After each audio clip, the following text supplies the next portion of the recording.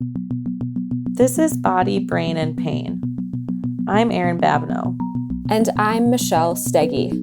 We are two doctors of physical therapy and orthopedic specialists, here to have an approachable and courageous conversation about pain and our bodies that will be forever changing and aging. This podcast is for everyone, not just medical providers. The better you understand pain, the more control you gain. Welcome back, everyone. Erin and Michelle here after a nice break for the summer. And if you weren't aware, just before this episode comes out, we will have celebrated our year anniversary of starting this podcast. And so first, we want to thank all of you that have been listening over the past year. And it's given us some time to reflect over the past few weeks about why we started this conversation, this podcast, and why we love being physical therapists. Yeah, we've been recapping a lot over the past summer with our time off on why we care so much to reach out to the public in a way that is accessible with this podcast.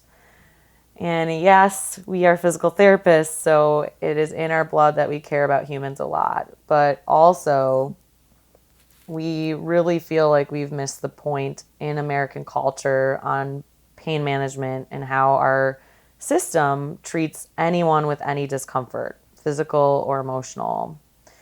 We feel really strongly that a huge part of this is that we don't talk about aging and death in a productive or supportive way in the US.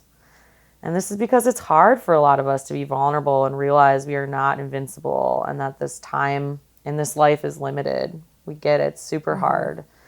And a lot of these people aren't having that tough conversation that needs to happen in the clinic or even with a friend or family.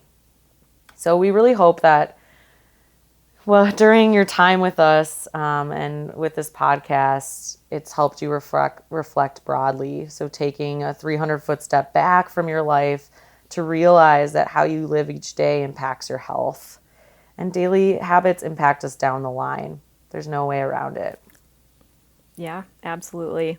It's funny, and I know this happens to you all the time in the clinic, Erin, as well, but if I could count the number of times that somebody has said to me, "Oh man, Michelle, don't get old. It's not fun." Yep, I quote my Grandma Babineau, Grandma B, we called her. She used to say to me, "It's hell getting old, Erin. Don't do it." And the reality is, what's the alternative, Grandma? Exactly.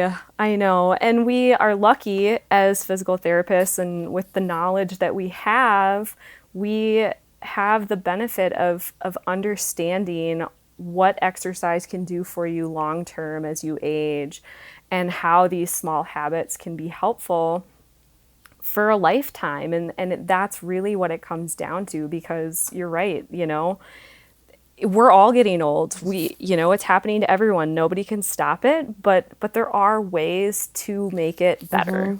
And that's what we're doing here. Yeah, I always say in my clinic walls that we're all kind of mourning, but we're also trying to switch our perspective on that and get tools. Yeah. Get some alternative tools.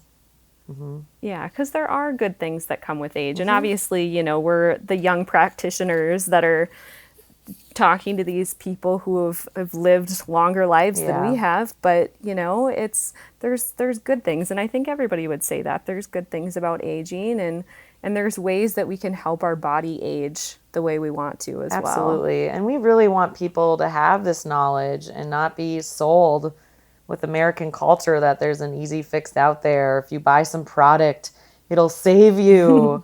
Or, oh man, if we clean this up quick, no work has to be done. And because those things just aren't true. Right. Spoiler alert. They're all marketing. All marketing and sales. That's what it is. Yep. So buyer beware. Oh yeah, totally. Yeah, but it's aging. There's no easy fix. It's not that product that you're looking for, But really for us, it's so exciting and such an honor when we get to work with people and help them see that these are habits, so they take time to change, but it can make such a difference. And when someone has that light bulb moment of understanding that, it is so cool to see. Yeah, and I think, a topic that comes with that a lot is being intentional. So setting intents and figuring out how do we change or work with someone, what motivates them to do those things, and setting expectations with this. So really, we've said this so many times, not avoiding the white elephant in the room, but setting expectations with it. And that's such an honor for us to do. And you hit that right on the nose, Mish, with that Yeah. light bulb going off, seeing that happen for someone is huge. Yeah, absolutely. And our main goals as a physical therapist, we've said this, is a shift in perspective. And I know that when I'm finishing up working with someone in the clinic, I always say my largest goal for you and as a physical therapist is that when you're done working with me, you have forever knowledge on how to take care of yourself. And that we really value meeting someone where they're at, but also using solid evidence of what we know in the research world and getting on a plan for that. Yeah, absolutely. And exercise, that's one of the across the board for aging, for lifestyle diseases or other chronic diseases. Exercise is always playing a role. It's something that can create improved function. It is helpful to manage these diseases. It's huge. So I love this quote from a strength coach, because we hear a lot about, there's risks with weightlifting and things like that. And especially as you get older, strengthening is important, but what about these risks? But Brett Contreras is a strength coach, and I love this quote from him. It's, if you think lifting weights is dangerous, try being weak. Being weak is dangerous. I love that. Yeah. And that's what physical therapy is. We've talked a lot about strength is much more than just toning. So we'll take it a step further, but it's knowing your body and being in tune with it. And the only way to do that is through movement and exercise and building trust in your body and building that awareness. Further, I know the New York Times just published an article which made so much joy in so many physical therapists' heart this past month or so. But the title and subtitle says it all. It says, "What to look for a physical therapist. Not all PTs are created equal. Find a professional who values evidence over anecdote." Oh my goodness. This was so great. It's the best. And they go on. If we only had 2 lines for our entire podcast, that's exactly what it would be. Oh, Yep. Yes. Find a professional who values evidence over anecdote. And there's so much stuff out there in America, and I know a lot of other countries that are feel good and selling you shit. And they're not just getting to the basics of what helps us feel good. And that's really why we want to keep doing this. So, I had another patient bringing up that strength discussion. She had a light bulb moment. She had chronic pelvic pain, so really uncomfortable for 3+ years. And she goes, "Erin, I know my fix." She just did this other day. And I was like, "What's that? Tell me." She's like, "I'm just going to get really, really strong and exercise every day." And I laugh because it's good. As physical therapists, we are guiding you through a process. I always say, I liken it sometimes to mental health therapy, where we'll give you the tools, but you have to get there yourself too. Right. And not everyone is there right away, and that is okay. And our biggest goals is that we're listening to you and meeting you where you're at. And of course, we had that conversation. It is not just about strength. It's about knowing your body and awareness. And the only way we do that is through movement. There's no pill or injection or whatever that gets you to do that. Yeah, but what a huge It breakthrough. was for great. her, right? And then, like you said, I mean, that article in the New York Times, they go on, it's not just orthopedic conditions. And you said that, Mish, yourself. It's Yeah. blood pressure management, diabetes management, neurological conditions. So, of course, we can't change some of those processes that are happening through aging and the passage of time. But we know time after time, exercise and movement, the effectiveness of it, it facilitates recovery, helps with some of those things, and it protects us from those things. So it's back to those knowledge of, man, yeah, we're young practitioners that people can get down on us for.